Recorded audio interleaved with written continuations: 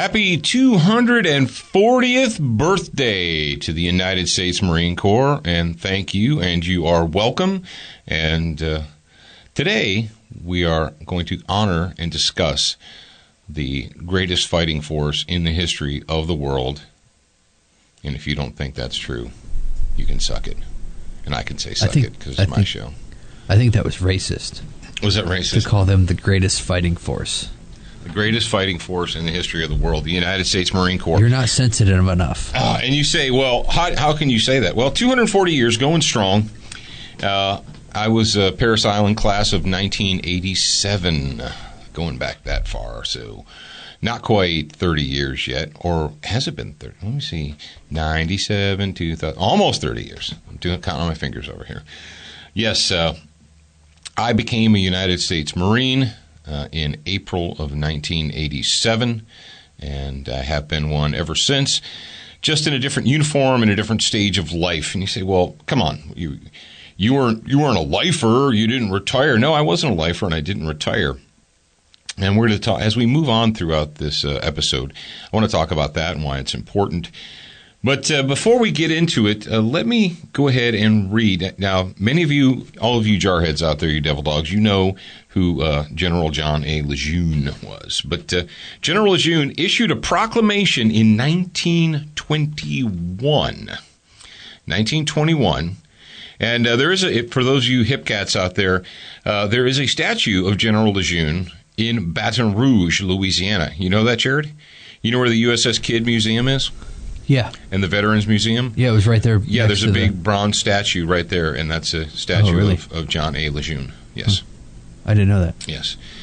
This was a proclamation that was issued by General Lejeune on November 1st, 1921, and it is to be read at all Marine Corps birthday celebrations on 10 November from that point forward.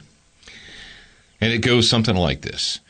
On November 10th, 1775, a Corps of Marines was created by a resolution of the Continental Congress. Since that date, many thousands of men have borne the name Marine. In memory of them, it is fitting that we who are Marines should commemorate the birthday of our Corps by calling to mind the glories of its long and illustrious history. And I'll read you the last paragraph. It says, this high name of distinction and soldierly repute, we who are Marines today have received from those who preceded us in the Corps. With it, we have also received from them the eternal spirit which has animated our Corps from generation to generation and has been the distinguishing mark of the Marines in every age. So long as the spirit continues to flourish, Marines will be found equal to every emergency in the future as they have been in the past. And the men of our nation will regard us worthy successors to the long line of illustrious men who have served as soldiers of the sea since the founding of the Corps. John A. Lejeune, Major General Commandant. Thank you very much. Yes, it is the birthday of the Marine Corps. The birthday of the Marine Corps, coincidentally, comes the day before Veterans Day. And for all of you old-timey jarheads and guys, you guys remember when the birthday would fall on a Thursday or on a Monday? You're like, yeah, I remember when the Marine Corps birthday would fall on a Thursday, which meant we got that day off. And then we got the next day off. And then we got Saturday and Sunday. We get a 96, buddy. A free 96. Yeah. Yeah.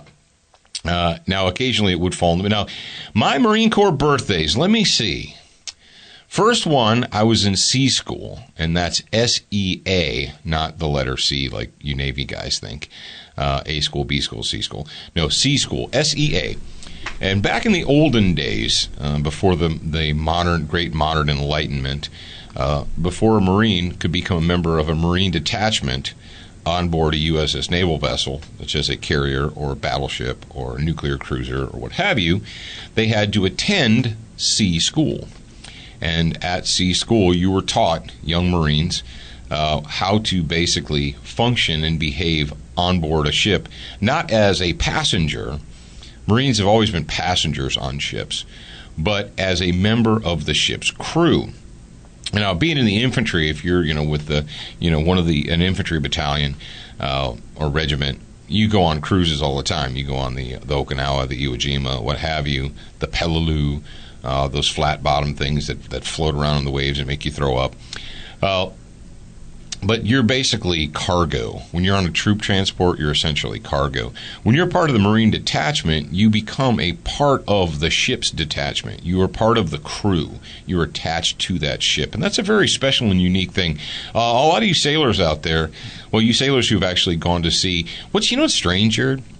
I spent a lot of time over the last 5 to 10 years with U.S. Navy personnel. And really, in the modern Navy, there's a relatively, I don't know if it's a minority, but you think Navy, and when you think Navy, you think, well, hell, everybody that's in the Navy is a sailor, and everybody who's a sailor goes on, on a ship and goes out to sea and so forth. And the truth of the matter is a lot of them don't. There are a lot of people that are members of the United States Navy that don't ever go to sea, that are never attached to a ship's company. And I found it strange when I worked with the Seabee battalions that they would brag. Some of them were like, I've been in the Navy for 18 years, 15 years, or whatever. I've never set foot on a ship. And I'm like, why are you in the Navy? I don't understand that part. But whatever, be that as it may. It is a unique experience to be a member of a ship's company and to go to sea, to go over to the other side of the world and come back. When I was with the Forrestal, the USS Forrestal, for 2 years, I did that. Went to the other side of the world and back 2 times. Was part of the ship's company during the Iran-Iraq War back in the 1980s, in the late 80s, during the Cold War. We did Mediterranean cruises and Indian Ocean cruises. Raise your hand if you've ever been to the Indian Ocean. Now, raise your hand if you want to go back. Oh, you don't, do you? The Indian Ocean is a foul and nasty body of water. I would have never thought you could have a sandstorm out at sea, but you can. Really? How did all this sand get... We'd be out there and there'd be sand, like gritty sand all over the ship. We were out at sea. How did all this freaking sand get out here? The Indian Ocean stinks. It's hot. You get sandstorms that blow out to sea. It's horrible. Guys used to fish off the back of the ship every once in a while. They would give us what they called like liberty at sea, which is kind of like you can't leave the boat, but you can just relax. And sailors would bring fishing poles and stuff, and they would catch really weird looking fish out of the. Some of them would eat them. They'd take them down the galley and they're like, "Hey man," I'm like, "No, I'm not eating anything that you pulled out of the Indian Ocean. Sorry." And junk would be floating right. Old barges. Did I ever tell you about the old, like the EOD guys would love it when we were part of a battle group. And if you guys, I'm sorry if it's boring you telling you, we were part of a battle group when we were over there. And if you know anything about naval battle groups, usually if you have a carrier group, the carrier is the center of the battle group, and then all around the outside you have like destroyers and cruisers and support ships, and you've always got a fish with you that you never see. And if you don't know what that is, well, listen louder. But every once in a while there would be some kind of like debris that would float out from, I mean, where does the Indian Ocean border? Not nice countries, right? And some of them, the debris wouldn't be small; it would be large, like a big barge. It would just be floating out there. So rather than just running into it in the night or what have you, the Navy's like, well, we just can't have that crap floating around out here as a hazard. So they would let the EOD guys go out, and they would put a whaleboat in, and the EOD guys would zip out there in the whaleboat, and they would set charges on it and blow it up. And they were so excited to be able to do that, to be able to put their skills to use. They're like, they go out and they zip out there, and they rig it with charges and boom, and blow it up. And they're like, oh, yay, woo, we got to do something.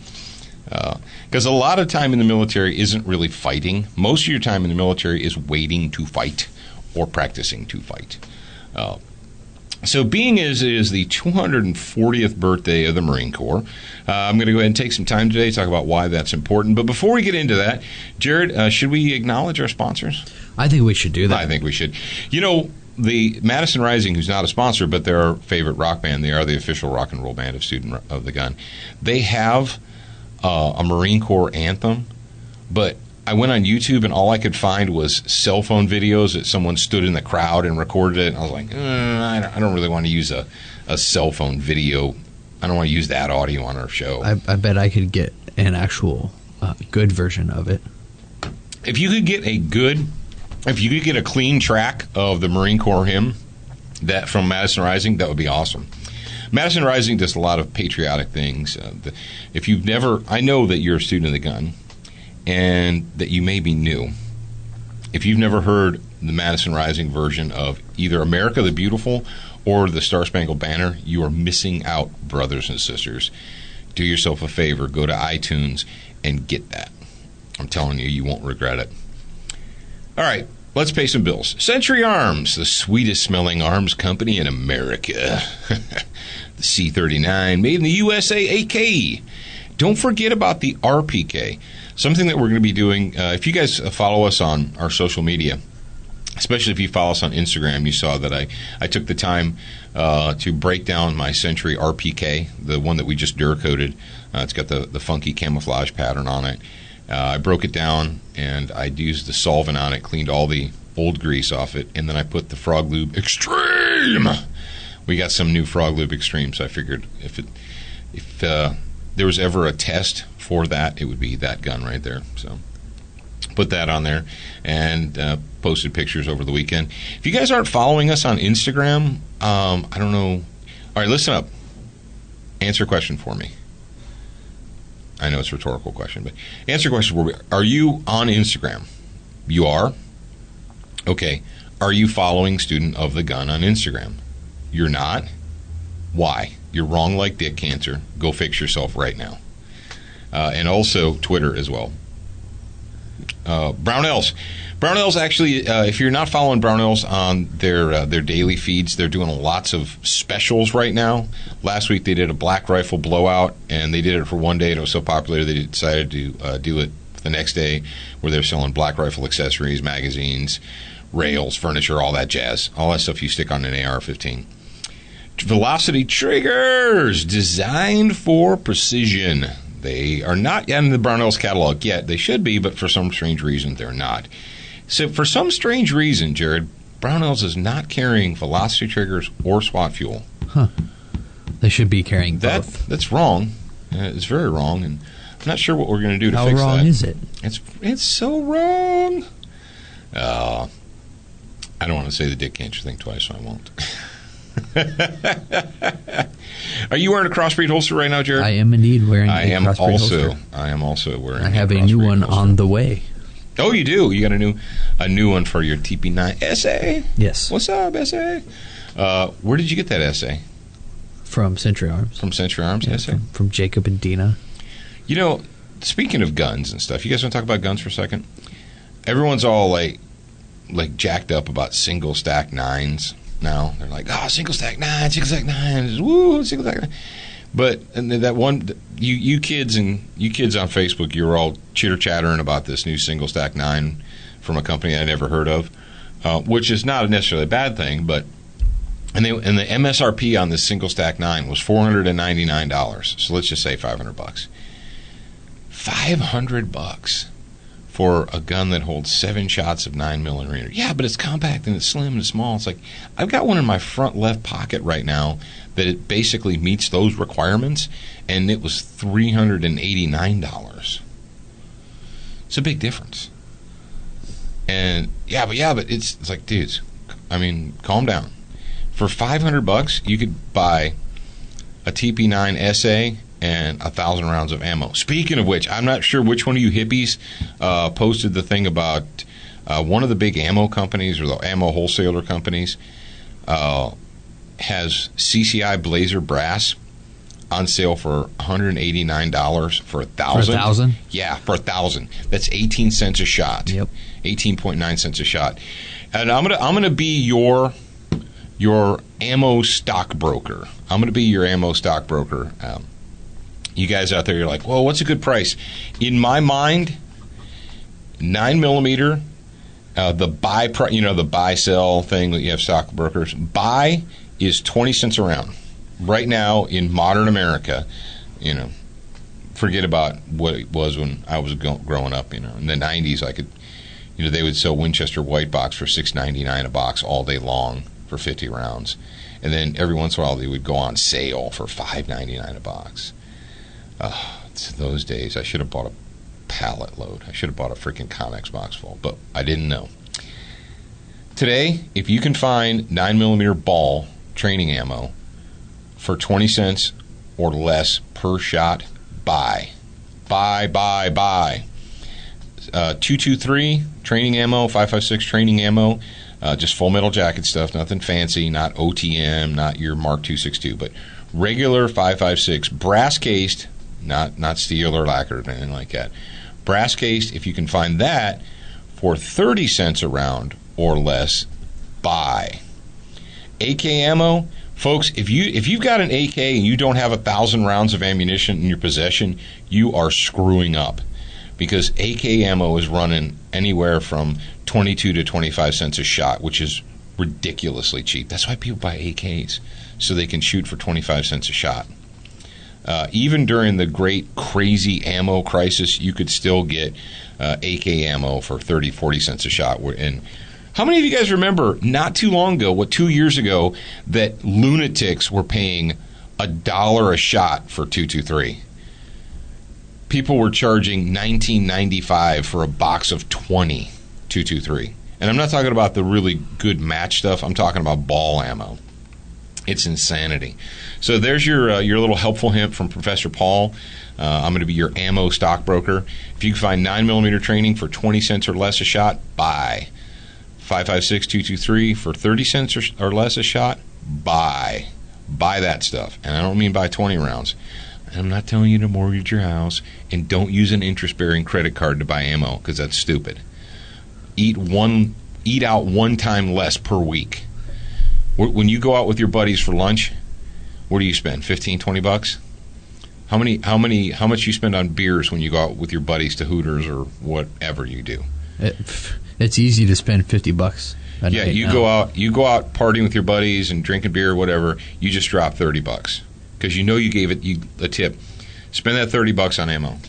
Yeah, it's like $4, $5, $8 a beer here sometimes, depending on what beer you get. What? However, if you're cool and you go to the A&G base and you go to their club, then it's $2 a beer.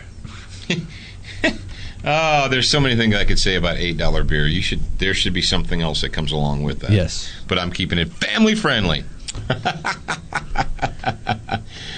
Oh. Let's talk about why the Marine Corps is special. Here's why the Marine Corps is special. When I was in the Marine Corps back in the Cold War era, and I know things changed slightly over, from generation to generation, but one of the things that occurred to me when I got out of basic, I got out of infantry school, and even when I got out of active duty, you would encounter people that thought that the Marine Corps trained people to be these mindless robots. They're just like, yes, sir, no, sir, stand over there. No. And I had to explain. Actually, it was one of my police academy instructors. One of my police academy instructors made a comment during a lecture about, about military people or Marines or whatever, about basically being dumb, about being just like robots.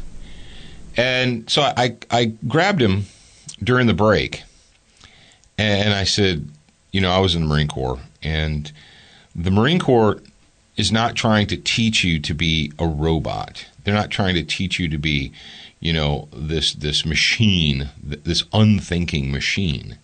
I said, actually, it's the exact opposite. And I explained to him, and to his credit, he was very mature about it. Because here I am, early 20s guy. But I was an early 20s guy who'd been, in the United States Marine Corps, and I'd done some things and been some places. And he said, okay, well, you know what? I don't want to explain that to the class. He said, I don't want to clarify it. I want you to clarify it. So when we got back from the break, he went to the podium and he said, before we begin, I want Paul Markle to come up here and say something to class, because what I said during the previous section might have been misunderstood. Or he goes, quite frankly, he said, I didn't understand. Because this guy, he was a career cop. He got out of school, he went to the police academy, he became a cop, he became a detective, he became, an academy instructor, but he'd never been in the military. And so he based it all on supposition. And I explained it to him like this. I said, well, first of all, when you go to boot camp, they eliminate all pronouns. You are forbidden to speak in pronouns. There is no you, I, me, he, she, it. When you speak, when you open your suck hole and you make noise, you will say, sir, this recruit requests permission to make a head call, sir. That is what you say. And you're like, that's ridiculous. No, it's not ridiculous. It's very 100% purposely deliberate. And it's not torture and it's not mind games. How many people do you know in your life today engage their mouths long before their brains are ever engaged? Jared, have you ever encountered anyone in your life that engaged their mouth long before they engaged their brain? Oh, yeah, plenty of people. Yeah. And they know that. They knew that. They understood that. So before you opened your mouth to speak, you had to discipline your body. You had to discipline your mind and your brain, and you had to formulate the words. You know, say, I have to go potty, or I have to go to the bathroom, or how many of you guys out there, I know there's a few of you jarheads, ever were in basic and someone said that they had a head call emergency, and they're like, oh, is it an emergency? Did I ever tell you about the head call emergency, Jared? No. Don't ever say that. They actually made... and sometimes it's just fun. They made the guy who had the head call emergency request permission to make an emergency. He's like, oh, is it an emergency? They made him sit on his bunk, right? And those things are heavy. And then they made his platoon all pick up the bunk bed, right? And walk circles around the squad bay, and he had to sit on the top going, woo, woo, woo, making siren noises because he had a head call. And you're like, that is cruel. That's funny. He never said that no one ever said they had an emergency head call in the future. You learn to discipline yourself. You discipline, that is step number one, is disciplining your mind. Before you open your mouth to speak, think. I know you're like, what? That's a crazy concept. You mean they actually want you to think before you speak? Can you imagine in your daily life if human beings that you work with, that you encountered, that you went to school with, what have you, were required to engage their brains and think before they opened up their mouth and spoke? It would be a quiet world. It would be amazing. How quiet would our world be? Do you ever just sit quietly over in the corner and listen to people yammer on in a restaurant or what have you, and you think, that person, they're just making noise. They're just creating noise with their mouth. They're not saying anything important. So that's step number one. Step number two, every team I was on, whether it was a platoon, a fire team, what have you, you always had a rank structure, obviously. You had a rank seniority structure. And you are responsible for knowing the job of the person above you. It is expected of you. And also, as a leader, you are expected to teach those under you, your subordinates. So if you're a fire team leader, it's your responsibility to make sure that the assistant fire team leader knows your job. Hence, platoon leader, section leader, company commander, whatever. You need to do that. Because at any moment's notice, you may have to step up and do that person's job. And there's no excuse that he's like, well, I'm just a Lance Corporal. I can't do the corporal's job. Well, have you not been paying attention to the corporal? Do you not know what the corporal does? Does that sound to you like creating mind-numbed robots and unthinking machines? Not really. Every Marine, every infantryman, every person that's in the Corps should aspire towards a leadership role. And one of the things that we were taught and that we had to study, and actually were tests before you became a corporal, before you became a sergeant, and so forth, it was the Marine Corps leadership qualities or characteristics. 14 leadership traits and qualities. And they go something like this. We learned to memorize these because it was J.J. did tie buckle. And when I was on the Forrestal, the rungs of the ladder well, and that's stairs to you civilian pukes. Were there 14 of them? Yeah, well, there was actually more than 14, but they were painted red because crimson and gold. And then they had yellow stenciled, and it said justice, judgment, dependability, initiative, decisiveness, tact, integrity, enthusiasm, bearing, unselfishness, courage, knowledge, loyalty, and endurance. And if you break them down, it's JJ did tie buckle. You remember, and I've remembered JJ did tie buckle since 1987. JJ tied a buckle? Did tie buckle. Now, don't screw people up. It's did tie buckle. Anyway, the point of that is, and when you go for a sergeant's exam or what have you, any of the leadership traits are open, they're fair game. They can say, Corporal Markle, explain to me what the second J in JJ did tie buckle is. Sir, that would be judgment. Judgment is your ability to think about things clearly, calmly, and in an orderly fashion so that you can make good decisions. Think about that in your life, in your career, whatever career field you happen to be in. How many people that are in positions of quote-unquote authority are there because they were either a diversity hire or they were somebody's friend or what have you? How many of them exhibit the 14 leadership traits? Apply the leadership traits. Now, apply them to yourself. Jared, do you want to remind them about where they can find those? Because this actually, if you're a grad program listener, you're like, hey, I know that. Yeah. I am hip. And why are they hip? And if you're not hip to it and you are a grad program member, that's because you jumped in after we did this. Dad spent a lot of time going through these, kind of giving you details on each of the 14 leadership traits. And you can get that in the Tactical Tutor. I don't remember which one it was, but if you go to your membership homepage, log in, and then check the Tactical Tutor section. I believe it was titled 14 Leadership Traits That the United States Needs, or something like that. The United States Marine Corps. It's got the words leadership traits in it. Yeah, if you're really hardcore dedicated, if you're part of a Patriot fire team, or you're considering the Patriot fire team, you really need to familiarize yourself with these. It's gold. Ladies and gentlemen, it is gold. As far as I'm concerned, the 14 leadership traits should be taught to our children. They should be taught in high school.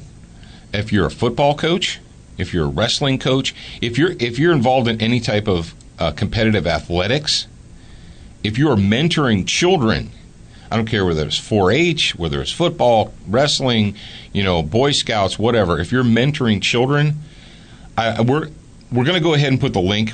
The link to the 14 leadership traits is in the show notes, and this is episode 275. Wow, episode 275.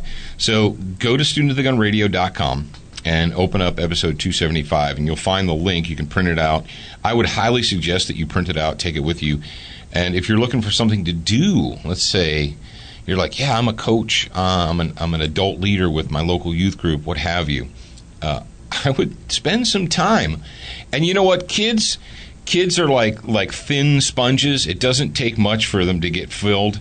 If you try and sit down with kids, if you try and sit down with them and teach teenagers all 14 in one session, they'll remember one or two, and the rest will be like, hormones, can't remember anything, hormones, blah, blah, blah. What I would do is do one a week. Do one a week, man. Oh, we need to set up each we week need to set up a weekly for 14 weeks and focus on one. Spend 10 minutes on it. Give them all a handout and say, hey, when you come, each time you do this. For you grad program members, it was issue number 10, 14 leadership traits for which America is starving. There you go. They are starving. The reason that the Marine Corps is so important is because it does teach people. It gives you that core discipline. And regardless, you're like, I can send you all to any military branch to learn how to shoot a rifle. Well, not as well as a Marine, but you can learn how to make it function. I can teach you. I can send you anywhere, and they can teach you how to run long distances. They can make you get in a line and run. You know, the Army loves to run. You want to run? Go to the Army. They run around, march. Crawl in the mud, do all those things. That's not what makes the Marine Corps unique. The Marine Corps is not unique because they have guns and camouflage uniforms and roll around in the mud. They're unique because of the core values, because of that discipline.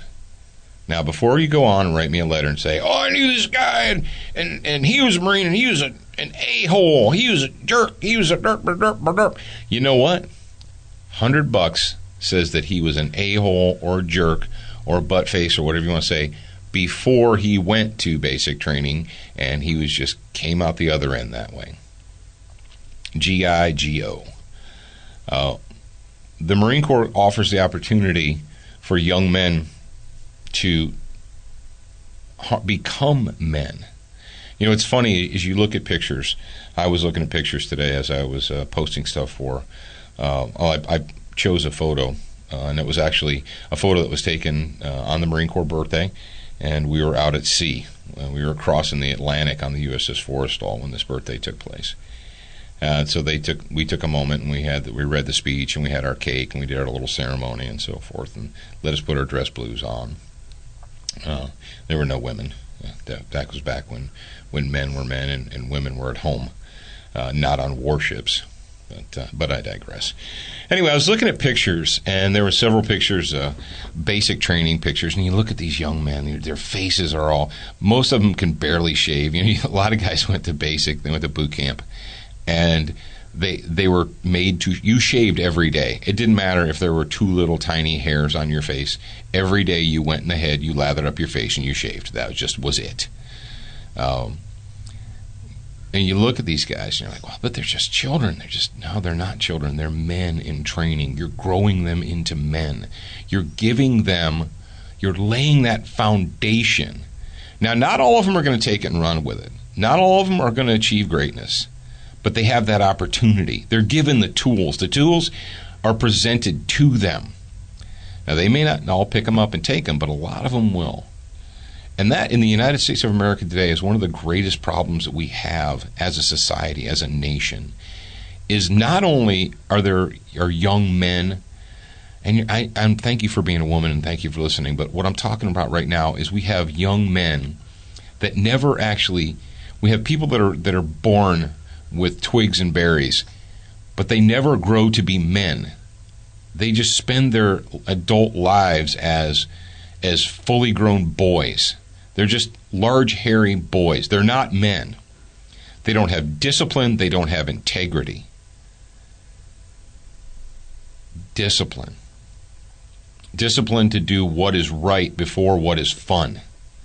Discipline to do what is right even though it's not comfortable.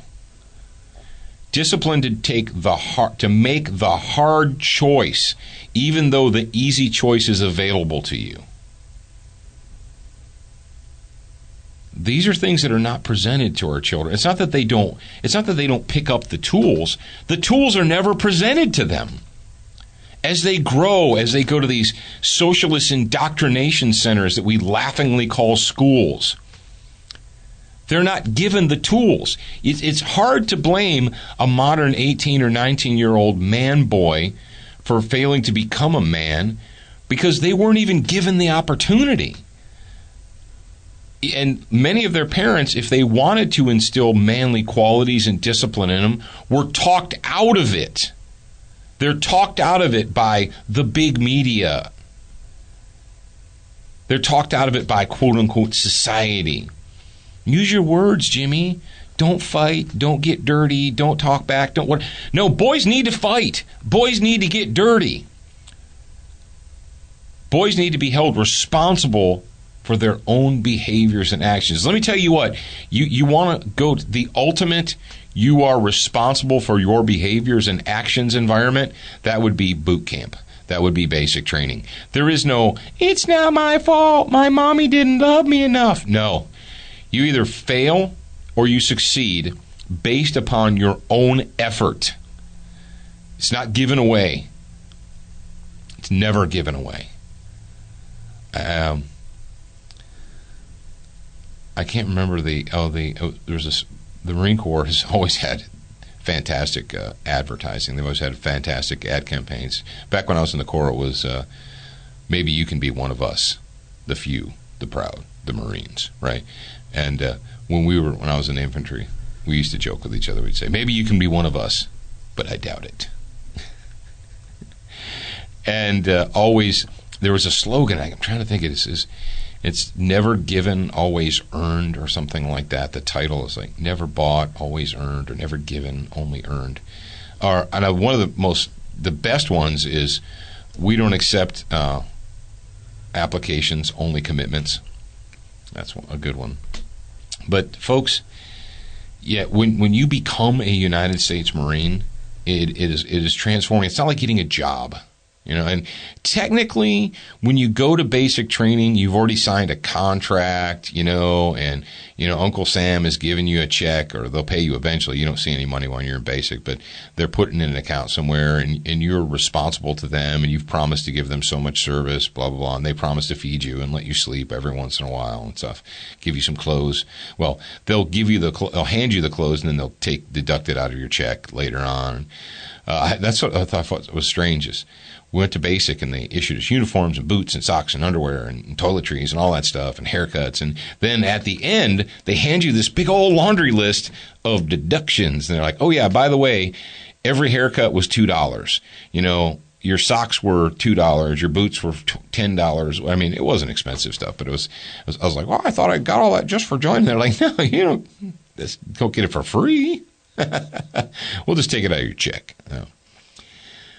But when I walked across that parade deck on Parris Island in 1987, in the summer of 1987, and one of the things that was unique about 1st Battalion, 2nd Battalion, I don't know if they still do this, but we were forbidden to refer to ourselves as privates, even though technically when you go in, you're an E1, you're an enlisted 1 Marine Corps rank private, and some of these guys would go with these 6-year contracts, and they'd go in as an E2 or whatever. That's a little carrot they used to dangle in front of people. But we were forbidden to refer to ourselves as privates, because a private is a Marine. A private is a rank held by a United States Marine, and you are just a bunch of, well, I can't say the things, but essentially we were reminded that until we graduated from basic training that we were not technically Marines, that we were just a bunch of nasty civilians with no hair, wearing green uniforms, eating good Marine Corps food, Marine Corps chow. So we were not allowed to refer to ourselves as privates. We referred to ourselves as recruits, and they referred to us as recruits. And that's very deliberate, because if you think you've already crossed the finish line, you're not going to run that hard. We're not across the finish line. You don't finish until you finish. There's several, hurdles that you have to overcome. There's a mental hurdle. There's a written test.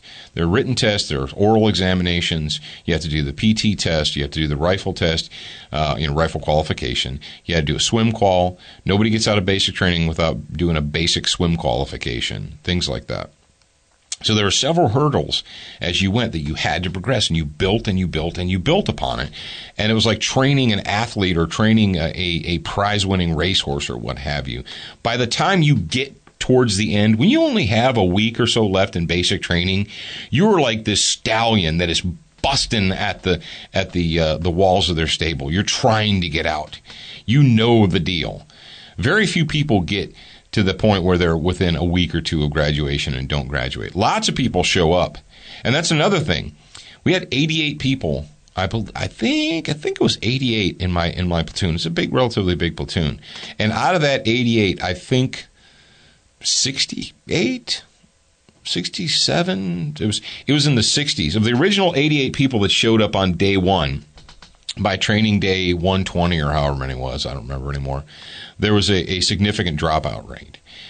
And if you're a part of a program That's what I find is funny is you go to these programs where everyone joins, everyone graduates, everyone gets the diploma. It's like, well, then it really is meaningless. If it's not hard, if everybody can do it, then it's not all that special. I think, what is it, like 3 out of 100 get to be Green Berets or something like that, from going back to the song. But it's a very small percentage of everybody who goes to the, who tries out actually gets to be on the team.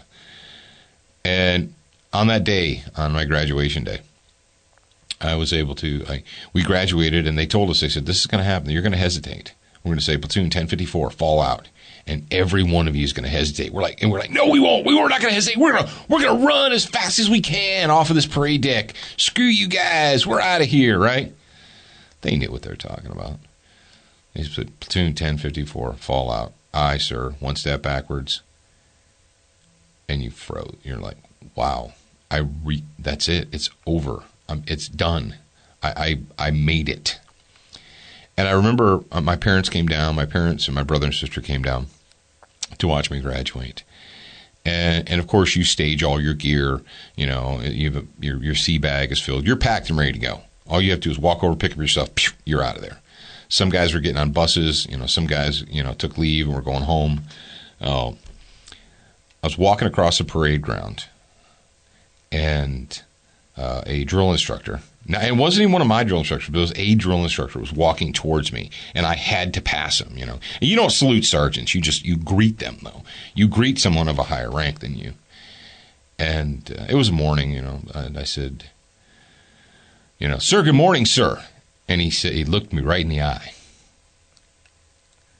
And he said, good morning, Marine. And he walked on. And that moment, that millisecond, it wasn't when we were on the parade ground. It wasn't when we were marching. It wasn't when we went through the graduation ceremony, because we practiced it hundreds of times. It was that moment when that man looked me in the eye and said, good morning, Marine, that I knew. I knew I was there. I knew it was true, and I knew I was going to be one for the rest of my life. All right, ladies and gentlemen, that brings us right up to the end. We've got a vagination report for you. I thought I might get it in today, but it's not going to happen. We'll just get it in tomorrow. It's not like we don't have anything else to talk about. We have a Muslim missionary stabbing spree. Lessons learned? ? Did we learn any lessons from that? Or are we just doomed, like the clinically insane, to keep repeating the same mistakes over and over again and hope for a different outcome? We'll dive into that tomorrow, but once again, and tomorrow, after today, is Veterans Day. So happy Veterans Day, one day early. And once again, happy birthday to my fellow Marines, Semper Fi, 240 years strong. And brothers, let's pray that we can keep the Marine Corps strong. If we lose the Marine Corps, we lose this nation. Just throwing that out there. And remember, if you're listening to us on iTunes, then go over to StudentLandRadio.com, check out the website. If you're not subscribed on iTunes, go to iTunes and subscribe to us. You can also do that on Stitcher and on Google Play now. I believe they haven't released podcasts yet, but when they do, you can listen to us on there as well. Oh, man, what else? You freaks go over to Gun District. Leave us some reviews. Yeah. Gun District. You can go Gun District, Facebook, Pinterest, Twitter, all the social medias. We are on there. Go there. Leave us some reviews on iTunes, on Google Play. We have a mobile app. You can download the mobile app, too. That's true. But until next time, what are we supposed to remember? That th're a beginner once and a student for life.